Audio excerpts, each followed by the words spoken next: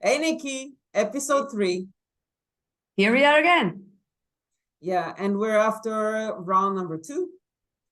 We're after Argentina. We're in our homes. You're in Spain, I'm in Israel, and we're talking about something that happened many flights hours away. And it was busy. It was hectic, but it in a way it was there was small continuity from what we just talked about in episode 2. Yeah, in episode 2, where we talked about all the penalty saga, let's say, around HRC, which is still, as we said in the second episode, is still an ongoing thing. So we have no news since that video. Yes, as of today is Wednesday. So yes, as of today. Maybe it will come as we are recording. Murphy. If I say no news, then clearly when I publish, news will come. So yeah, when we are recording this. So yeah, if in case you missed the second episode, maybe no, don't go immediately. First watch this and then you can watch back also the second episode. But in this one, we would like to concentrate on the nice things and on racing, because unfortunately in episode 1 and 2, we had to concentrate on different things, but we had racing. And we will go a bit more in details also with that one, right? Yeah. No? Yeah, no, because my head was going somewhere else. Because you were saying in the past, we used to know when to expect press releases. We really knew what day, more or less, what time. Something behind the scenes that I think people might appreciate is that Marc Marquez and the Repsol team changed the game a little bit in the last few years. When something happens and they give us a press release on another day and tell us to expect something else, and then it happened already 2 days ago, but we're only getting now the update, and so he completely changed our timeline on how to follow a story about him and when to expect something to come out. But we do know that we expect to know something by the Monday or the Tuesday before the flight to Austin, because it's Austin and it's a long way out. So that's what we know. But just to come back on relative to that issue, what we did see this weekend in Argentina, we did see another penalty coming out, and we did see that the text, they are learning. They saw the mistake, they learned from their mistake, and now we have a different wording of how and when the punishment will be executed. We saw that with Sergio Garcia, who, by the way, did a brilliant race. But unfortunately, we missed that because there were so many things, even though it was rain and it was everything, we didn't really see that on screen. But we did see the document, and the document said on the next race he will participate. I don't remember exactly the wording, but that's that. So hopefully Garcia will not miss any races. That's what it said, and that's what it means. And he did already do his punishment, by the way, but that's another issue. Yeah, exactly. But this is now part of the game, I would say, that we can see penalties during the weekend, like it happened with Sergio Garcia. And just to quote it, because I wasn't ready to read, as we mentioned, I think we should add this. So it came out Saturday evening. Basically, that was again a long lap penalty to be served at the next Grand Prix race in which he participates. That was in the email. And clearly this time, this was the Argentinian GP, so he executed and he did this long lap penalty. And he still finished 5th. Exactly, but I wanted to add, now we jump a little bit in the Moto2, but they also deserve to be mentioned, that Aaron Canet also had to do double long lap penalty because of a jump start. So there's no penalty issue here in terms of wording, because then it happened during the race and he was penalized immediately and he served it.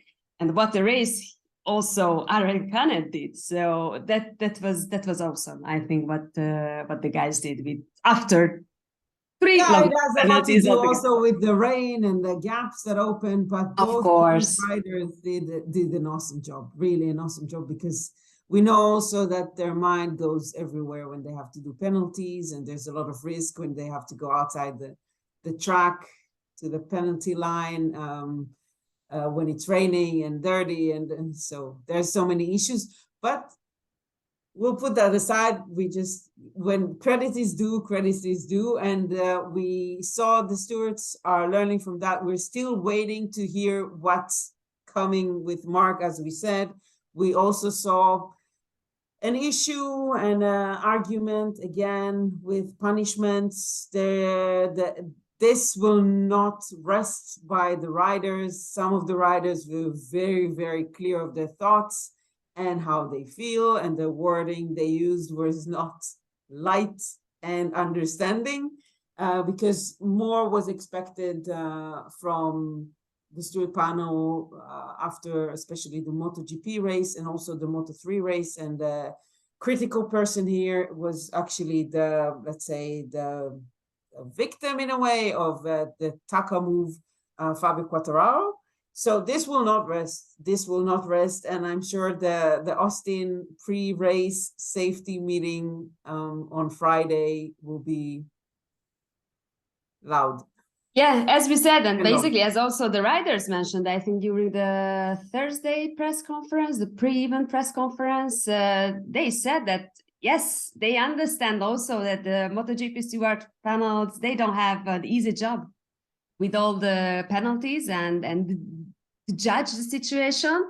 And this is what basically Fabio said after the race, if any of you missed. So Nakagami hit again a rider, this time to Fabio Quartararo, who basically lost a couple of positions and went back to that last.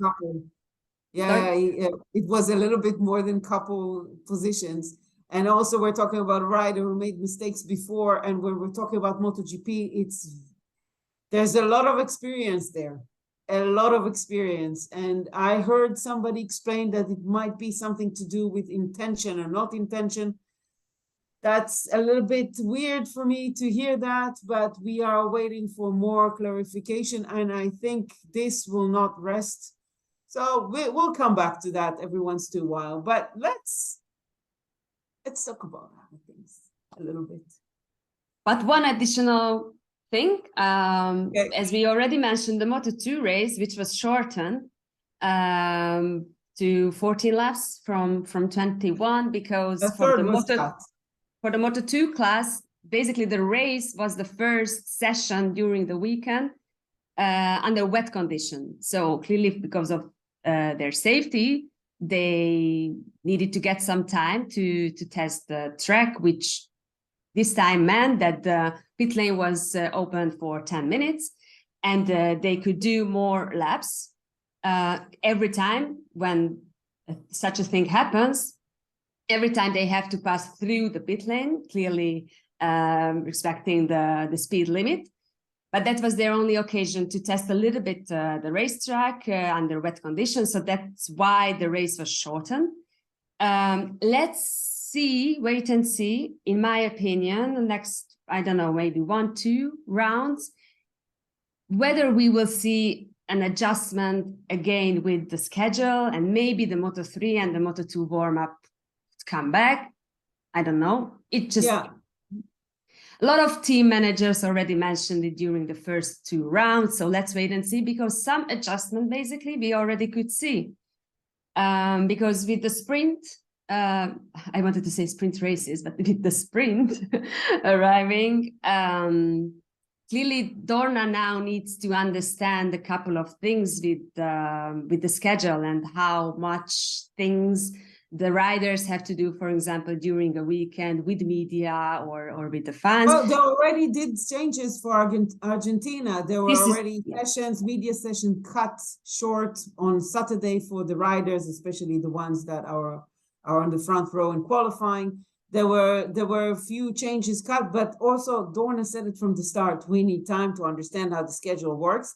the riders said that from the start. I assume that what happens is we say when the championships comes to Europe, we did start in Europe, but when it comes back to Jerez, I assume we'll start seeing the changes done, because we also need to understand that when there's TV involved, live TV involved, there cannot be too many changes during the live broadcast on the Sunday, because MotoGP has to be the main thing. So if now the pre-show is from a quarter past the hour,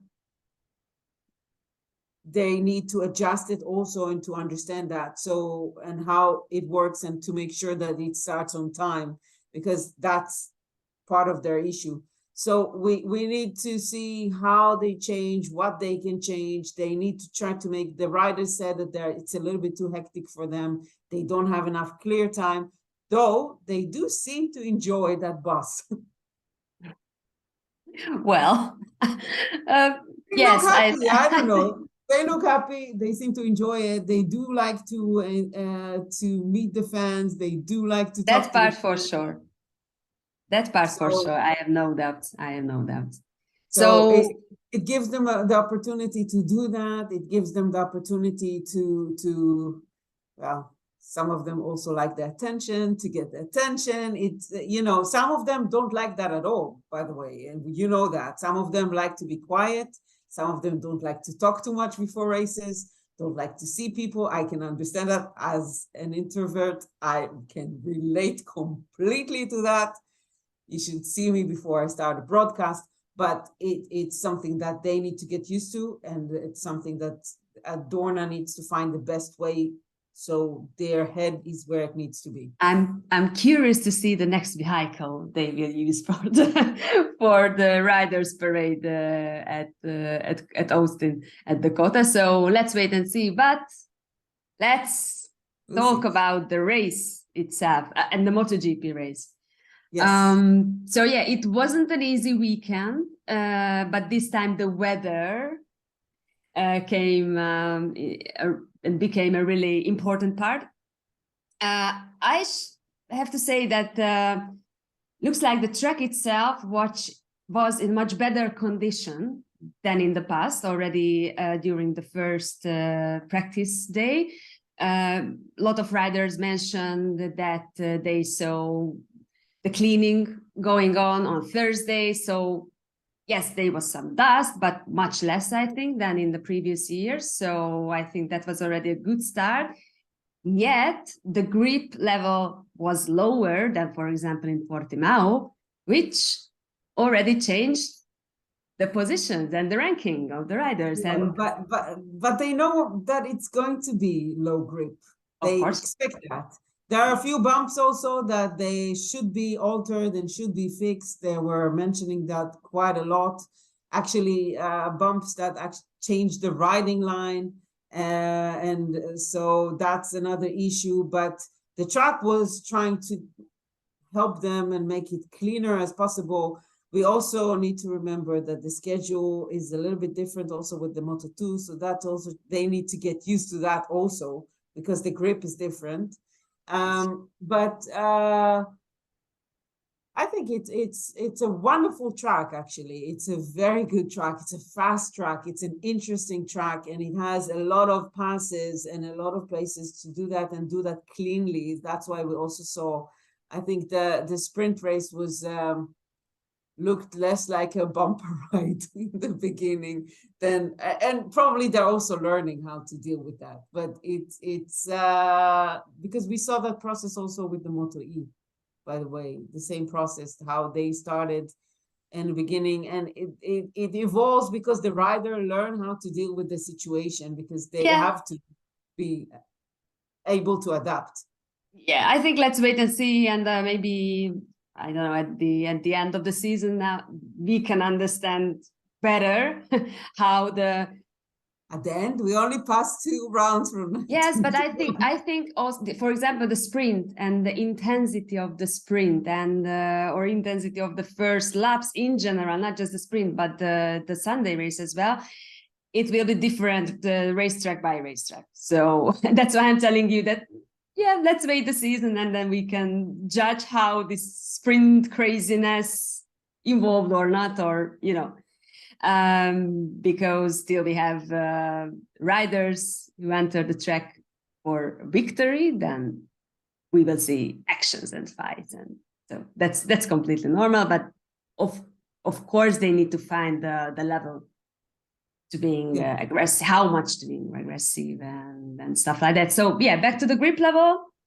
It mixed up a little bit, not a little bit, a lot, I would say, the rankings. So if I just mention, for example, Franco Morbidelli during the whole weekend, he was like, wow, flying. And basically the old Frankie came back. I loved it.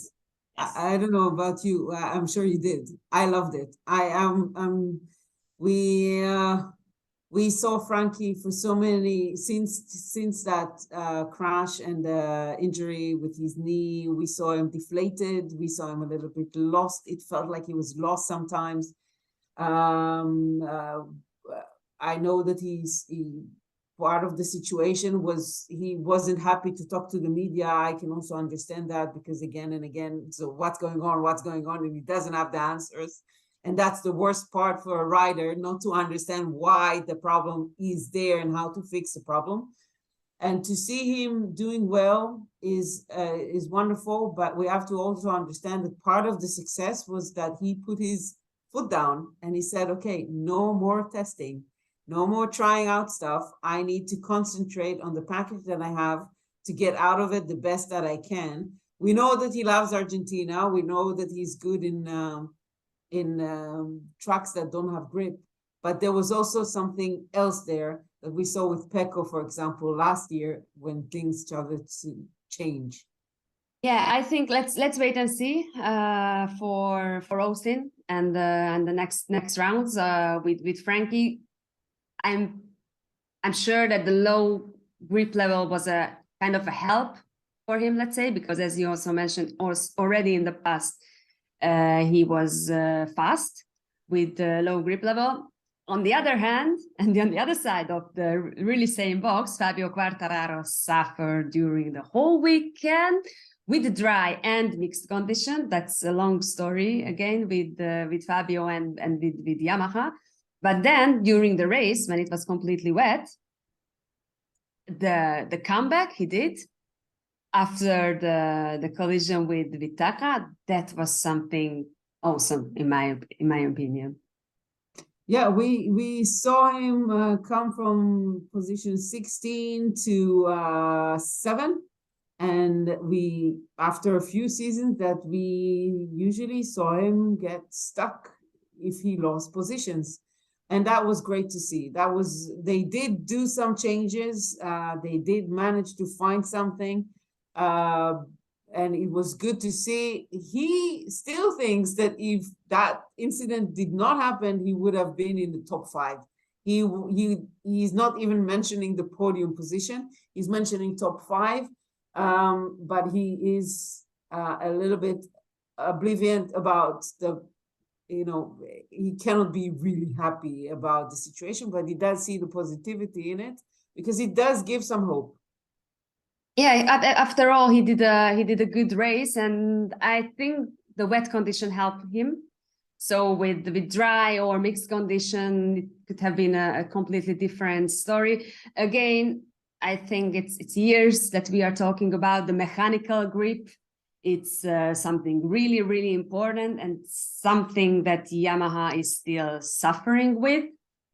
So basically the mechanical grip is the grip which is coming from the engine, the geometry of the bike, the mass distribution. So more or less everything which is not coming from the electronical thing or the tire itself.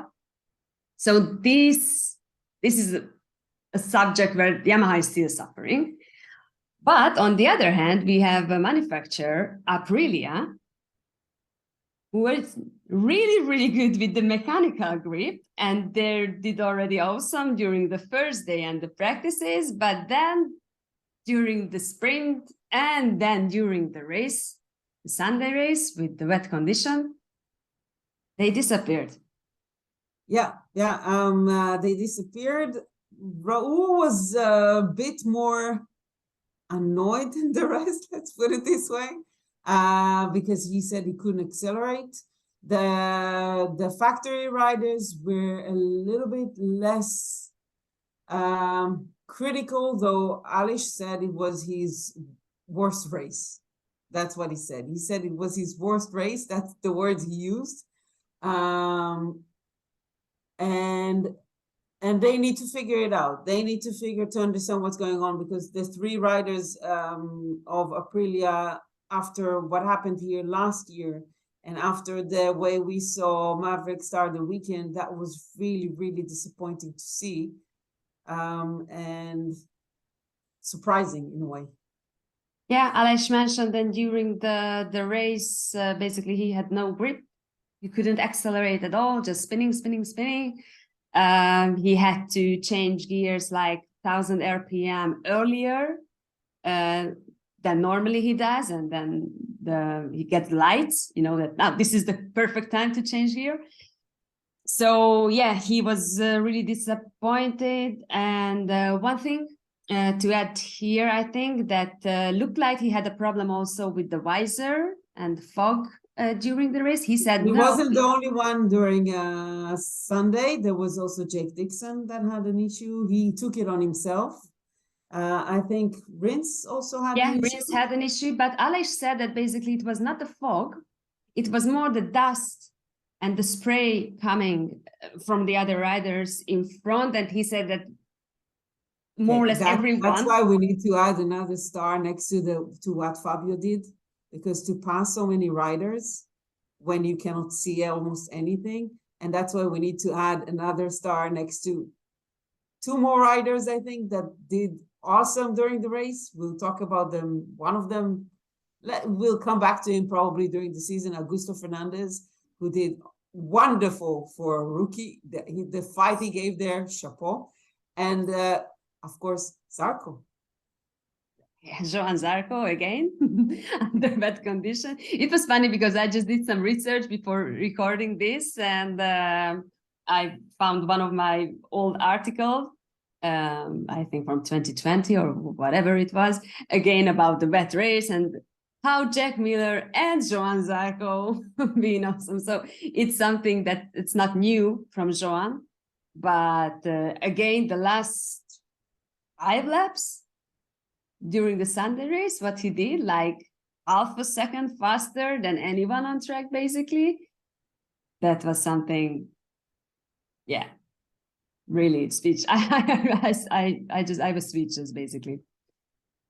Yeah, Morbidelli said he saw him coming. He had nothing. He couldn't do anything. He just said, okay, fine. He lost the podium, but he said, well, yeah, that's Zarco went and Zarco passed, and that's it. We also saw a little bit problems for KTM. Of course, the crash at the start of the race of Brad Binder, but also we couldn't see too much of Jack. Well, 6. What was it? 6? Yeah, I think Jack was a little bit disappointed, but I think every time the rain... It's his first race in the rain with KTM, so we also need to remember that, because it is a surprise, same like Rins had a surprise more or less with the Honda. It was something they need to find out, learn, adjust. Yeah, but again, for a rider with a history under wet condition like Jack has, I can imagine that for him it was, seeing the rain clouds or just the rain's like, okay, this can be my day. Again, I think also he did a nice race, so not as nice as Marco Bezzecchi, but before we arrive to Marco, maybe we should mention a couple of other riders. And you mentioned already the podium. So maybe we should talk a little bit about the podium, because we saw 3 satellite riders, which is not a common thing. I mean, okay, the last time it happened is 2020, the Portuguese Grand Prix. Before that, I think it was 2004 in Qatar. So yes, we see often one independent rider, maybe two on the podium, but not three. Not three and from the same manufacturer. And yes, exactly. So of course, we're at the start of the season, so we see the Bezzecchi from last year, which is common to happen in the start of the season. It's also a rain race, so we know that's just an open book for surprises. But it just shows how Ducati are working very, very well with all their satellite teams. And it just shows how much they invest in them. And because nobody can miss that there are always, you can see two people dressed in full red in every team and every box of a rider, that are people who are working for Ducati and are using all the data. We all know that the data comes to Ducati, goes immediately to Bologna, and immediately goes and spreads into the other boxes, so they all manage to know and learn, so they can all see all the data all the time very quickly. And we it was very impressive to see. It was very impressive, and it was actually also, I was also very happy to see Alex back on the podium after 2 rough seasons. Yeah. And it was nice to see Zarco up back to the podium after a long drought. And of course, it was lovely to see Bez take his first win. And we heard that a day before, because some of the riders, not all, but quite a few, said that Bez was the one who was supposed to actually win the sprint race, because he was the fastest all the time. I had the trust during this weekend in Bez, and I don't know whether you play the MotoGP fantasy game. I'm not sure whether you have the time during commentating, so I guess you don't do that. But I have my MotoGP fantasy team, and I put Marco Bezzecchi as my number one rider. So not just one of my gold riders, but I put him in the first place because I don't know, I could feel that he could do a really nice weekend, which he did. So yeah, back to the podium and the satellite, or now we call independent teams. I think Ducati really changed the game here, because as you said, they give all the support to all the teams, which is really important. But again, the question appears, and I really would like to know your opinion and thoughts about it. Do you think that we can see an independent rider as world champion?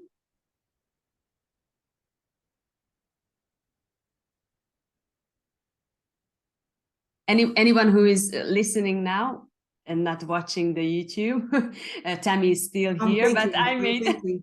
Because I think it's possible. I think we can see that. I think we know that the way that Gigi Delania thinks. If you're good, if you're successful, I will help you out. At one point, they will have to figure out what they do when the season comes to that. At this point, there's no guidelines except from don't take the other Ducati riders off the track. Apart from that, there are no guidelines at all. Even though we could see some disappointed faces with the crash of Pecco, but that's normal. I think it can be possible, but we do have to remember it's just the start of the season, and the Bezzecchi of 23 is better than the one of 22. And with time, it will be even more perfected. We need to remember that there's new system for Magneti Marelli, that Pecco maybe still needs a little bit of adjusting there, and a little bit more understanding there, and it will come. Mentioning the new ECU, by the way, I have the information that now, except one team, all the teams using already the new ECU. So we started the season in a way that only the factory teams had it, but according to my information, basically already it was, I think, before the Portuguese Grand Prix, that except one team, which I won't name, all the others have already the new ECU. So you don't think, by the way, that the sponsor issue can be inside politics that will stop them from allowing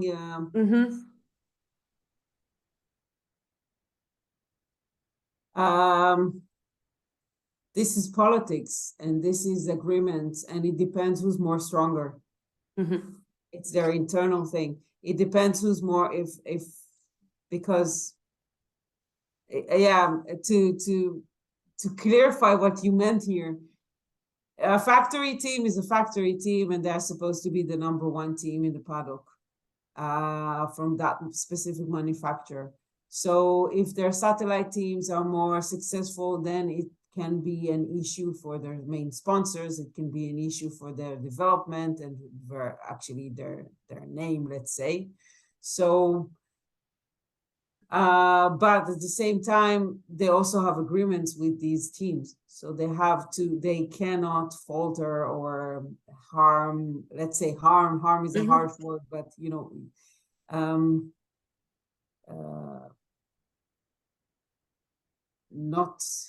it's a problem. It is a problem. It's hard to know exactly how this will turn out.